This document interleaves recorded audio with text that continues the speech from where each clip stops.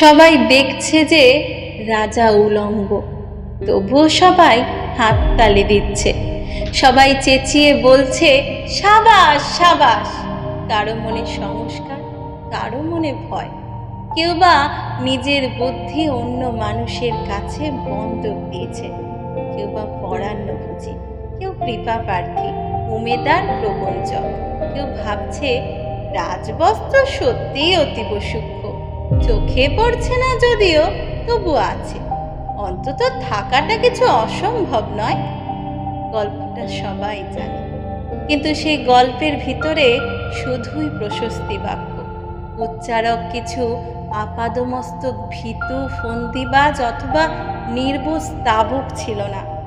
একটা শিশুও ছিল, সত্যবাদী, সরল, সাহসী একটি শিশু। নেমেছে গল্পের রাজা বাস্তবের প্রকাশ্য রাস্তায়।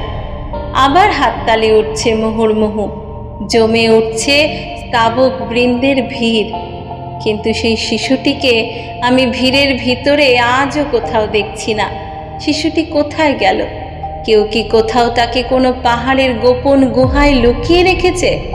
নাকি সে পাথর, ঘাস, মাটি নিয়ে খেলতে খেলতে ঘুমিয়ে পড়েছে কোনো দূর নির্জন নদীর ধারে, কিংবা কোনো প্রান্তরের গাছের ছায়ায়? যাও, তাকে যেমন করেই হোক খুঁজে আনো। সে এসে একবার এই উলঙ্গ রাজার সামনে নির্ভয়ে দাঁড়াক। সে এসে একবার এই হাততালির ঊর্ধ্বে গলা তুলে জিজ্ঞাসা করুক, রাজা, তোর কাপড় কোথায়?